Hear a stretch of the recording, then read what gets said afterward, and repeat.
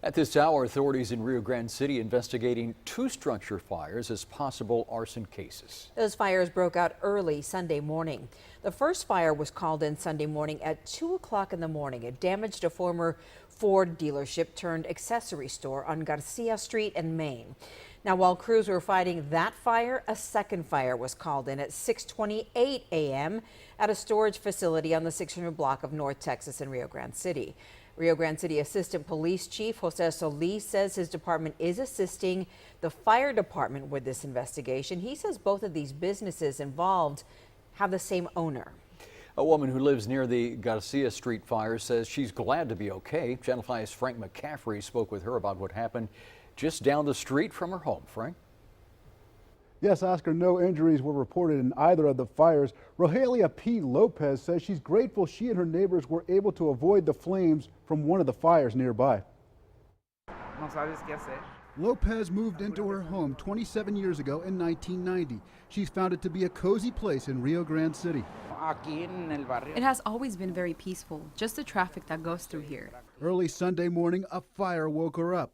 It was a half a block away. It was very serious, very impressive. The fire was just too big and the flames were extremely high. It was a very strong fire. Lopez immediately made the decision to leave the house for her safety. She also thought about the safety of others. I went outside to call my neighbor and to tell her about the fire and to tell her that we were in danger. And she came out to see the fire too.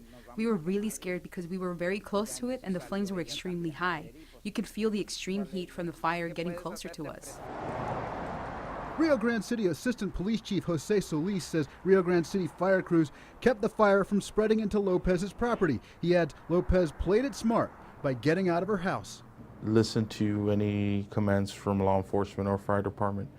I know the officers during both of these fires were actually getting neighbors to leave location. Solis adds the investigation is focusing on the fact that two businesses set on fire had the same owner. So we are going to look into any aspects, any and all motives that someone would want to burn down somebody's building.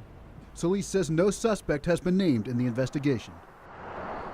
Solis says police investigators working on the arson case will follow orders from the Rio Grande City's Fire Chief Ricardo Reyes. Solis adds if you have any information regarding this case, contact his department at 956-487-8892. Live in the Channel 5 News studio, Frank McCaffrey, Channel 5 News at 6.